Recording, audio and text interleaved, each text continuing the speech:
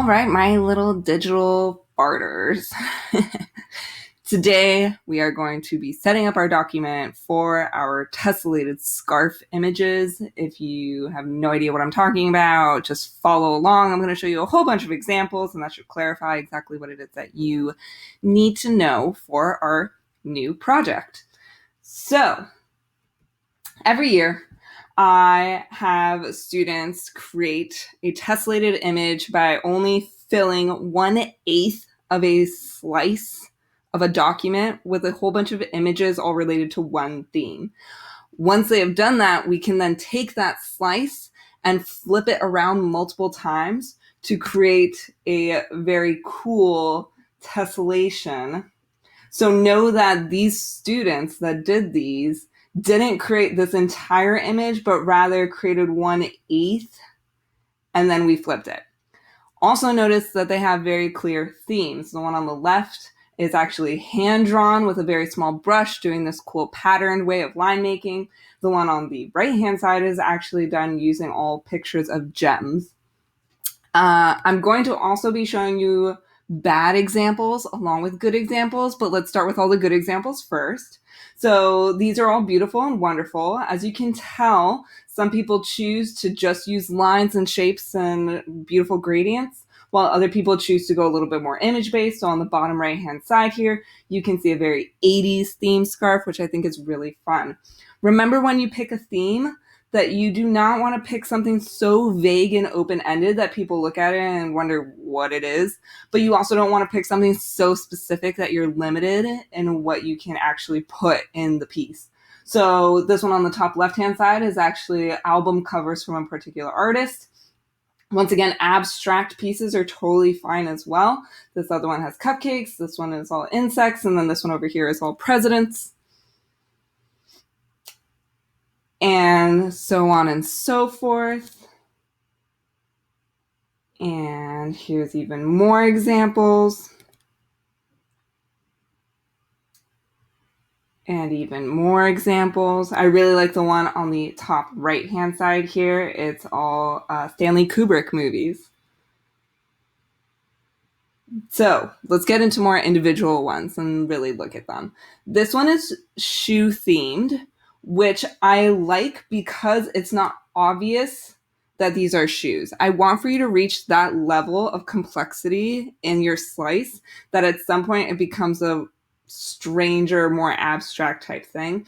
This one is all Hawaiian themed. So once again, notice you can recognize the elements of the piece, but the way they're arranged just creates really pleasing patterns and colors. This one is all Dutch themed.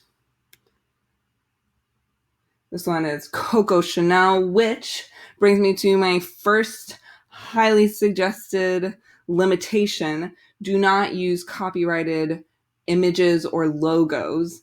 I cannot print these on fabric through my printers if you have slapped a giant Eagles logo onto your scarf or a Coco Chanel logo. You can be as weird with this as you want. This is totally fine. This is not fine. This is not what I want for you to do. I definitely don't want to see sections and lines cutting through your piece and then you just smacking photos randomly into those sections. The whole point of this is to have these seamless, weird flipped things happening, and also for you to actually learn how to stack and arrange really, really complex PNGs and photos together, not just stick them into little random sections. So this is a lovely example. That's all cactus. Notice that on these seam lines here, she has purposefully placed things knowing that when this half of a cactus is flipped, it will create a whole symmetrical cactus. That's really lovely. This one is also hand-drawn, but then he parented a photo of an oil slick onto his hand-drawn elements. So it's a really, really lovely combination of the two. This one's still one of my all-time favorites, and it was done like 3 years ago. This one is not okay for the obvious reasons of the overuse of logos. Also, notice the lack of thinking about how things sit on the seam lines. And also know that sometimes when things are flipped, especially words or numbers, you can't read them because they're going to be backwards. This one is an example of what not to do because there are still watermarks left behind on some of these images, and she slightly messed up her tessellation, that she has these thin hairlines in here that you definitely do not want. It will ruin the whole thing, and I won't print it if it looks like that. This one is an example of what happens when you don't put enough stuff in there. It's just far too empty out in these outside corners. He has a cool theme and he has something interesting going on, but notice also when you don't stack images or like actually actively cut out and place things nicely, it's just kind of, lackluster. Once again, example of definitively not what to do. You should never ever have these lines as too empty. He just stuck things into sections, so don't do that. This is a good example. And you already saw that one. And this is another good example, maybe with a little bit of a fail, because once again, you gotta think about how things are going to flip over your seam line. This is a little freaky right here. I kind of like them though. And I believe that is it for our examples. So you are going to set up a document. I'm going to be doing this in Krita since many of you guys are also working in Krita. Of course, if you have Photoshop, you're welcome to do that as well. So I already have a base document set up, but I'm going to go ahead and set one up with you. File, new. And I'm going to make my document 16 by 16 inches with a resolution of 200. Make sure your other weird things are set normal as well. Once you have that, go ahead and say create. I'm going to pull this a little bit bigger so you can really see what's up. And now that we are here, you are going to, if you can't see your rulers, by the way, you want to go, let's see if I can find it. Settings. Is it Dockers? And there's rulers or something in here. Boop, boop, boop. ¿Dónde está? Guys, sometimes I'm still learning along with you for some of the stuff. There we go. Grid and guides. All right. So once you have grid and guides, you should see some of this stuff over here, right? If you're on grid, don't worry about it. Let's go to guides. And you want to see your ruler, so make sure that's check marked. And you also want to see your guides as well. To use your guides, you need to switch to your move tool. And you're just going to click and drag down to the, you can't see, your halfway point of 1600. Usually it kind of snaps. Sometimes it doesn't. We'll do our best. And to our 1600. So now you have your document set up into 4 squares. Cool. So now we are going to use our square selection tool. And we're going to click and drag. And we're going to let it pop exactly to our guidelines. And you should be on layer 1. Usually your document's set up really nice like that already for you in Krita. And we're just going to pop a random color in there. It will probably be an annoying color. So let's go ahead and do that. And I'm going to, let's use paint bucket. Let's pick a super bright color, doesn't really matter. And I want normal color, so there we go. And I'm going to pop that into there. Cool. So now that I've done that, I want to deselect, right? So I went to this guy and I clicked somewhere in the dark gray area. Now I want to actually cut this in half because I don't want a quarter slice. I want an 1/8 slice. I want to pretend this is a pizza. And let's use this guy then to go from, let's go from this outside corner to this inside corner. Notice also I selected just a smidge outside of these corners, like the tiniest bit, so that, oh, that's right, I have my delete set up weird.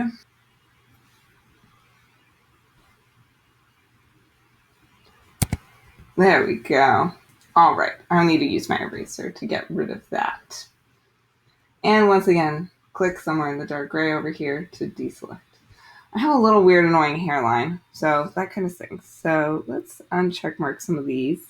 And we don't really need to worry about that setup too much. So if it really bothers you, you can once again go to some of your settings dockers and uncheck mark some of these things if they drive you crazy. So maybe you don't need grids and guides. I have this super annoying little dude right here, so I'm going to erase that. And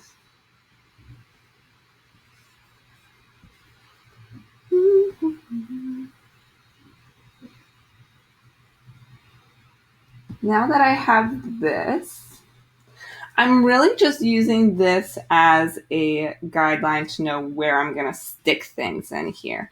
So I'm actually going to lock this little layer so I don't work on it by mistake or do anything else weird, and I'm just going to make a new layer. So let's talk about what kind of images you're going to pull.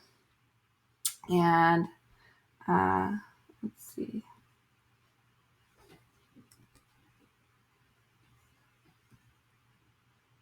Come on.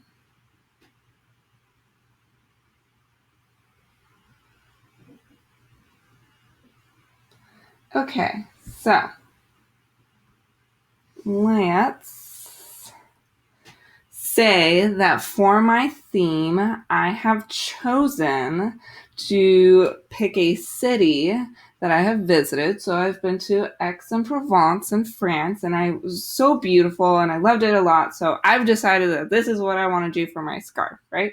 Your theme can be literally anything, as you saw from the examples I showed. So with this being my theme, I want to pick pictures that I know I can cut out to have interesting silhouettes, and or I can pull pictures that are already PNGs. So let's say I've decided that I want for my scarf to be all rabbit themed. I can easily find PNGs of rabbits and carrots and grass and flowers and all that good stuff, right?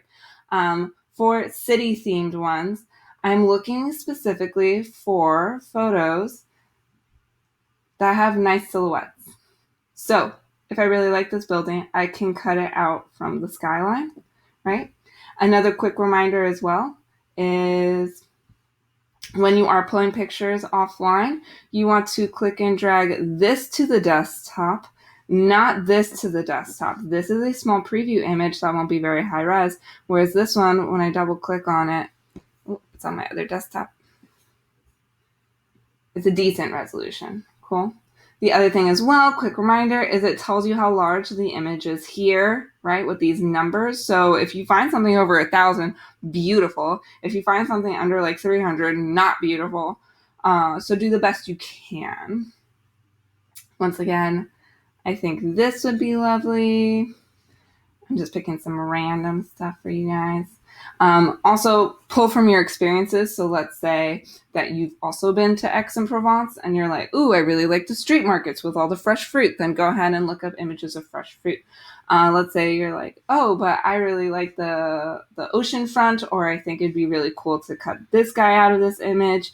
You will go ahead and do that too. I recommend collecting a lot of pictures, like a ridiculous amount. Do not get started with just 3. I'm starting with just 3 to show you how you're going to proceed with this, but make sure that you have a lot of pictures. So now that we're here, you're going to pull your pictures in. And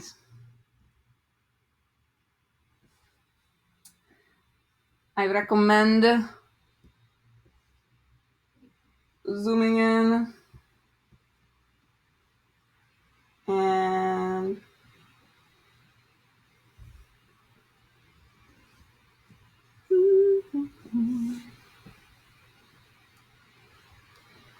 you can also pull your images a little bit bigger if you feel they're slightly on the small side. We can always downscale them later, right? Command T or Control T, it depends on your computadora. And now to cut this guy out, it's very much like what we were doing in Photoshop. Cool. So you want to use your lasso tool, You want to make a really nice edge selection. You can do it in parts. You don't have to do it all in one perfect go.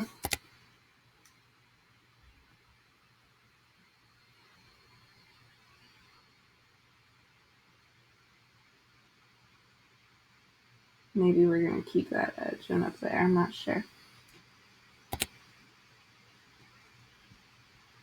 And once you've got a nice guy cut out, oh, oops. There we go. Oh, notice how sloppy, how messy I am. That I left this over here. Try not to do that. That will be very gross. Ugh. Delete. There we go. Okay, so the reason why I said that would be very gross is because we don't want to just have a bunch of random cutout pictures just kind of slapped on top of here. We want to think about the tessellated aspect of this. So what I'm going to do at this point is say, I want to stick my dude right here over into this corner, and I want for him to be at an angle, or maybe I also want to flip him as well. So I'm first going to put him here, knowing that he'll be flipped. So his arm and armpit might do something strange, but that might also be kind of nice. I might like that. I'm also not going to worry about things going over the edge at this point. In fact, I want for you to put things over the edge, and we'll talk about steps afterwards once you fill your slice in with a whole bunch of stuff. All right, so now that I have this guy, I'm going to control click and copy this layer, and then control click again and control click again. Control click again and paste the layer. So now I have a duplicate of him. There are two of him smacked right on top of each other. And so now with this one, when I hit my Control T or Command T, notice I can rotate something, right? And by the way, if I want to rotate something in relationship to the actual corner of my piece here, I can move this center point down and then rotate, which is nice, cool. So where my center point is makes a difference as to where the rotation is. And then also, just like in Photoshop, you can actually flip him this way. So if you want to stick the two layers together and then rotate them, that's always a nice option as well. In fact, I think I might go ahead and do that. So I like him there. We're going to select both of these layers with our Shift key, and then guess what? Control E or Command E also works in here to stick them together. So once again, Control or Command T to transform these guys. And we're going to rotate them and place them specifically in a way that I think would be nice and look really cool for my piece. So let's put them there. Yes? Cool. All right. Now that I have these guys, I might want to choose a larger background image to put in behind them. And remember that this layer should go behind these, right? If you have your layers in the wrong order, it's not going to make any sense. So Control or Command T, rotate. Oh yes, know that in Krita, when you hit Control T, it'll always make your image look like it's in front of everything. That's not necessarily a bad thing. So don't stress out too much about it. And then notice when I hit Enter, once again, I'm behind. So at this point now, I'm going to say this is looking cool right here. This is kind of cool right here. I might want to cut this out so that way my next stack of cities behind it will look really cool. Maybe I want to put a repeating shape along the top edge of my slice. Of course, I'm doing a very sloppy job. I want you guys to take your time with your selections, make them look beautiful. So now when I pull in my next image, and once again put this layer behind, It'll be really cool, right? And maybe I actually want to leave this image at this angle and copy it, paste it, and flip it so it's over here. That can also be very, very cool. So PNGs are definitely your friend if you get really stressed out about selections. However, I would like for you to actively take the time to make some nice selections like these guys. For today, obviously, you are only going to set up your document, choose your theme, and start putting a ridiculous number of photos in. And then we'll do another progress video after this one. So good luck. I wish you lots of luck. I think you'll be totally fine. And of course, I'm available on GChat and all that goodness during class time. So I'll see you soon. Bye. All right, my little digital farters. Today, we are going to be setting up our document for our tessellated scarf images. If you have no idea what I'm talking about, just follow along. I'm going to show you a whole bunch of examples, and that should clarify exactly what it is that you need to know for our new project. So, every year, I have students create a tessellated image by only filling 1/8 of a slice of a document with a whole bunch of images all related to one theme. Once they have done that, we can then take that slice and flip it around multiple times to create a very cool tessellation. So know that these students that did these didn't create this entire image, but rather created 1/8, and then we flipped it. Also notice that they have very clear themes. The one on the left is actually hand-drawn with a very small brush doing this cool patterned way of line making. The one on the right-hand side is actually done using all pictures of gems. I'm going to also be showing you bad examples along with good examples, but let's start with all the good examples first. So these are all beautiful and wonderful. As you can tell, some people choose to just use lines and shapes and beautiful gradients, while other people choose to go a little bit more image-based. So on the bottom right-hand side here, you can see a very 80s theme scarf, which I think is really fun. Remember, when you pick a theme, that you do not want to pick something so vague and open-ended that people look at it and wonder what it is. But you also don't want to pick something so specific that you're limited in what you can actually put in the piece. So this one on the top left-hand side is actually album covers from a particular artist.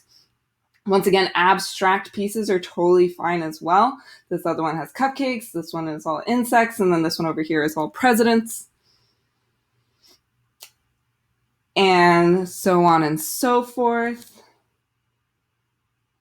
And here's even more examples.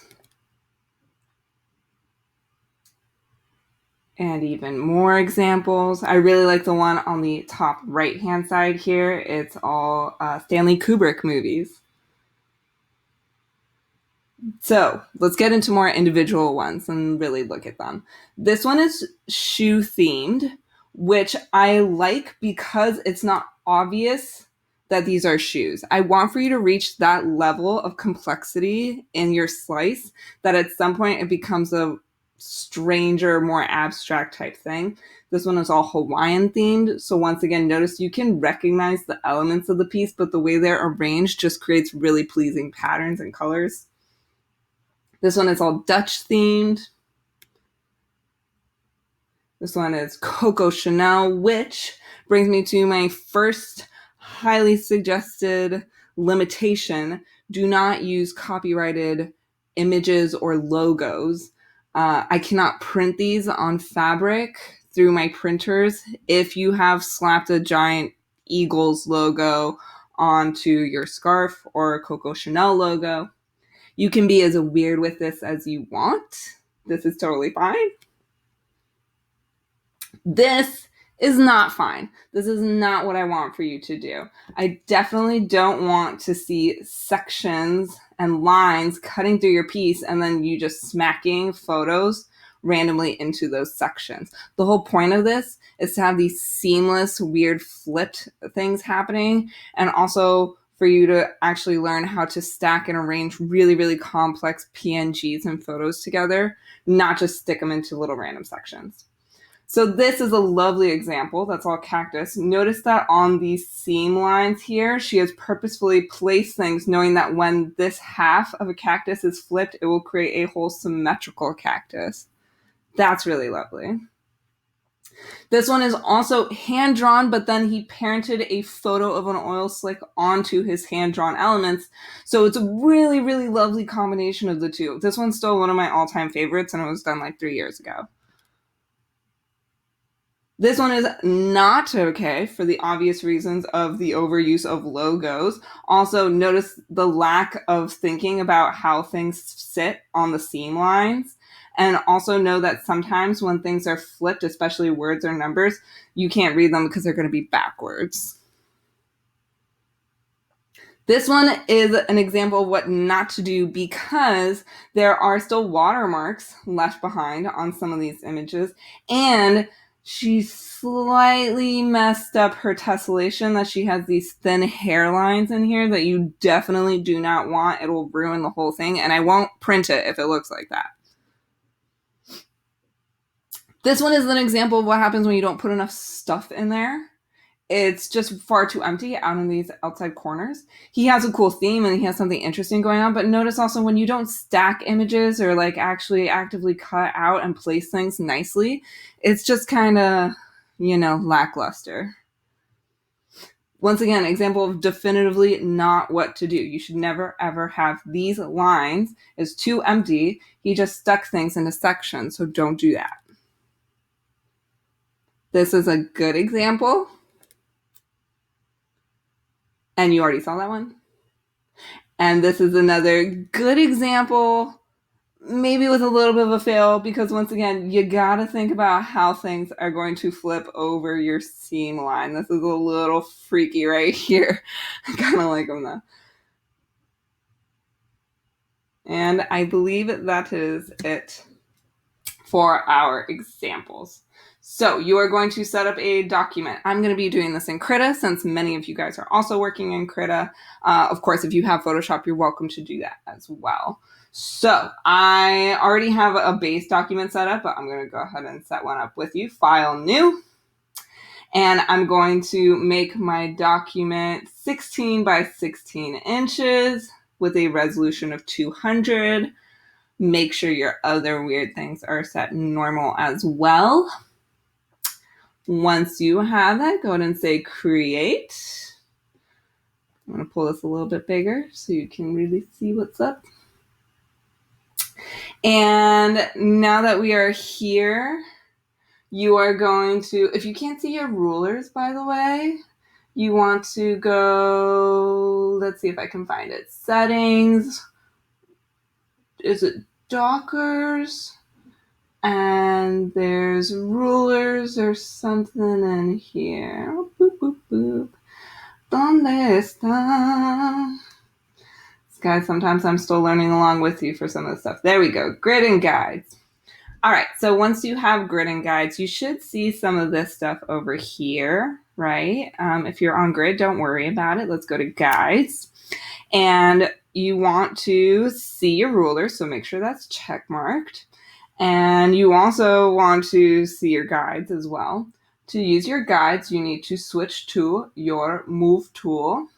And you're just going to click and drag down to the, you can't see, your halfway point of 1600. Usually it kind of snaps. Sometimes it doesn't.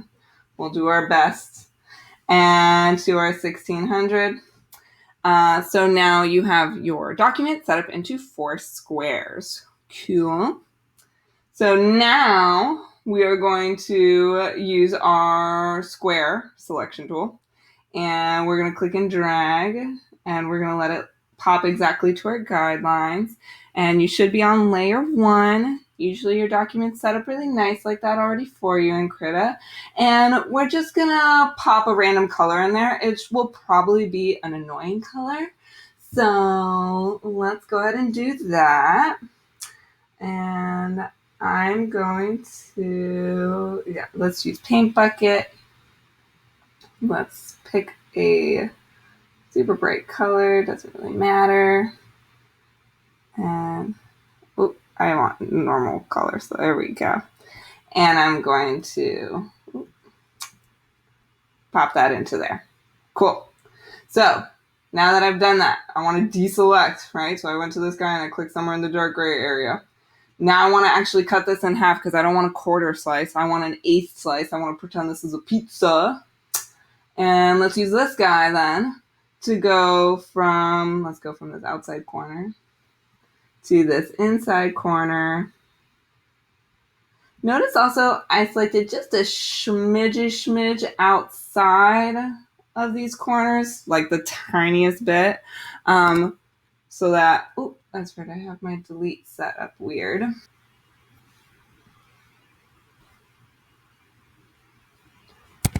There we go. All right, I need to use my eraser to get rid of that. And once again, click somewhere in the dark gray over here to deselect. I have a little weird annoying hairline, so that kind of stinks. So let's uncheck mark some of these. And we don't really need to worry about that setup too much. So if it really bothers you, you can once again go to some of your settings dockers and uncheck mark some of these things if they drive you crazy. So maybe you don't need grids and guides. I have this super annoying little dude right here, so I'm going to erase that. And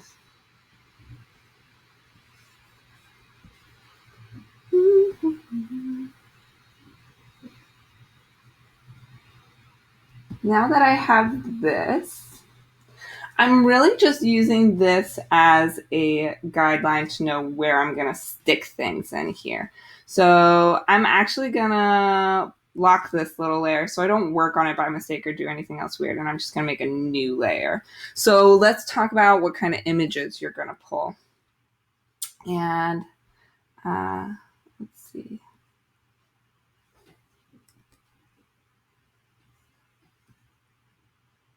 Come on.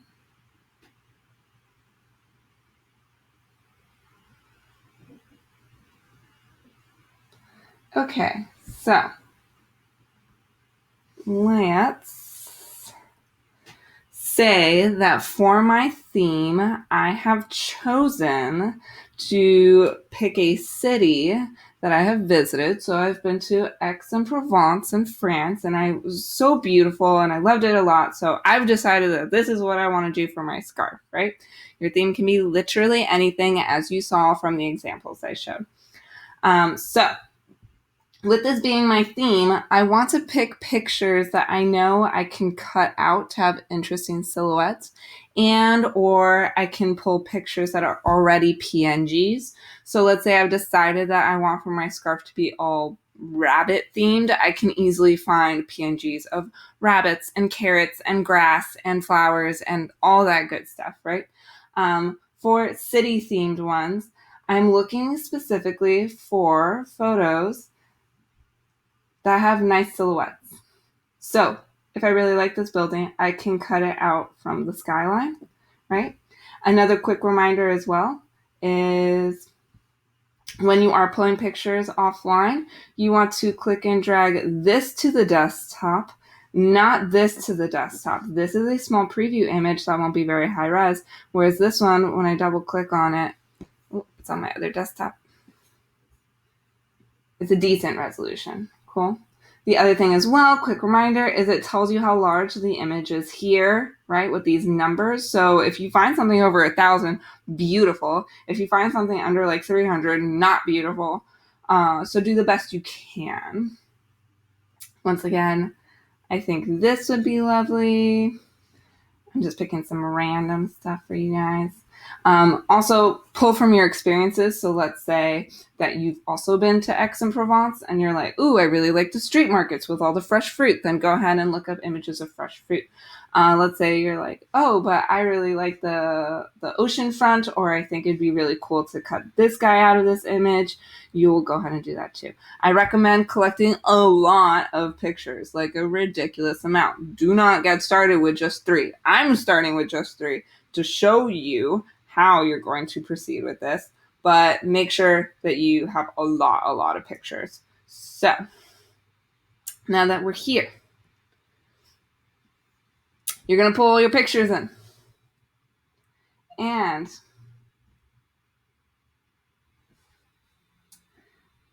I recommend zooming in and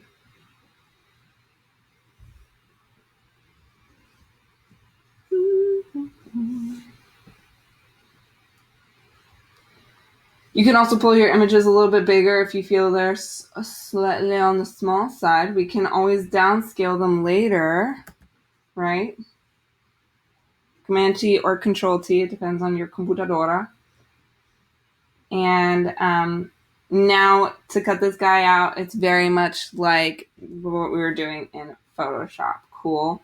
So you want to use your lasso tool. You want to make a really nice edge selection. You can do it in parts. You don't have to do it all in one perfect go.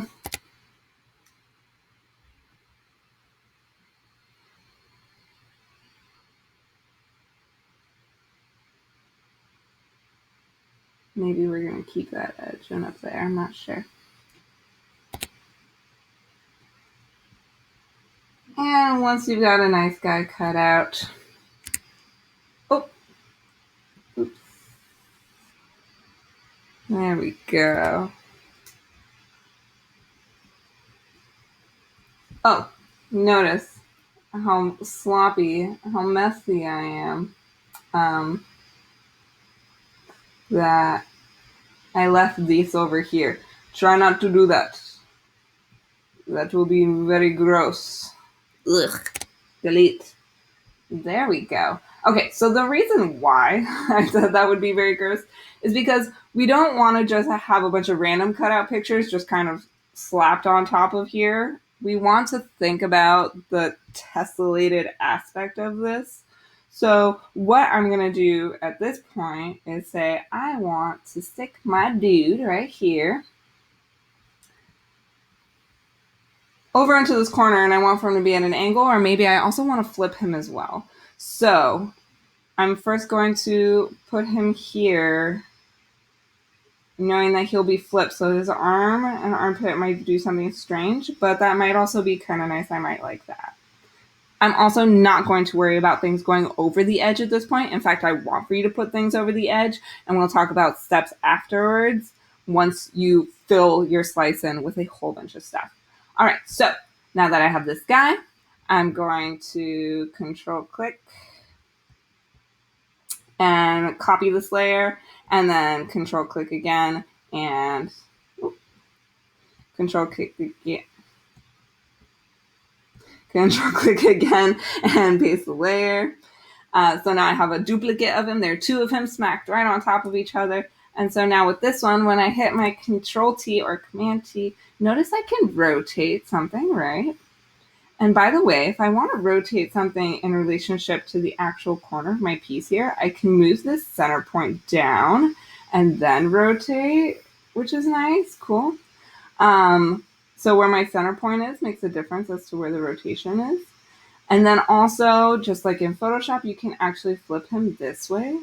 So if you want to stick the two layers together and then rotate them, that's always a nice option as well. In fact, I think I might go ahead and do that.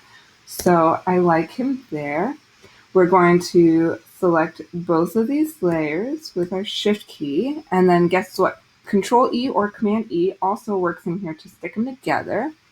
So once again, Control or Command T to transform these guys. And we're going to rotate them and place them specifically in a way that I think would be nice and look really cool for my piece. So let's put them there. Yes? Cool. All right.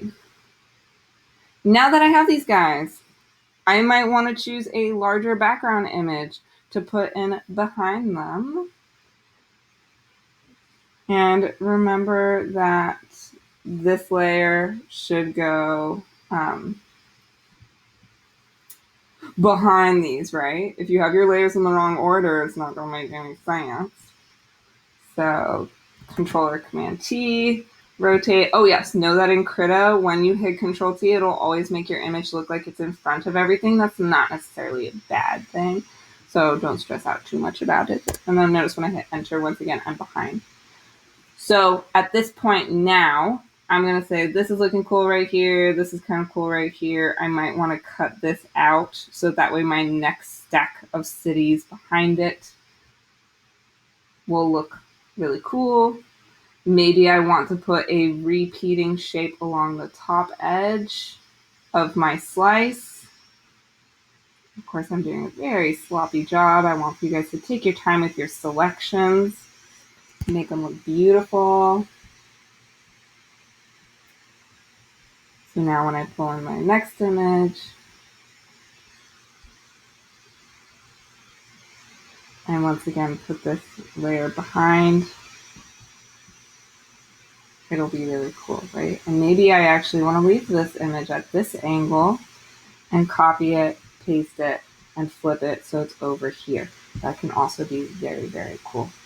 So PNGs are definitely your friend if you get really stressed out about selections. However, I would like for you to actively take the time to make some nice selections like these guys. For today, obviously, you are only going to set up your document, choose your theme, and start putting a ridiculous number of photos in. And then we'll do another progress video after this one. So good luck. I wish you lots of luck. I think you'll be totally fine. And of course, I'm available on GChat and all that goodness during class time. So I'll see you soon. Bye.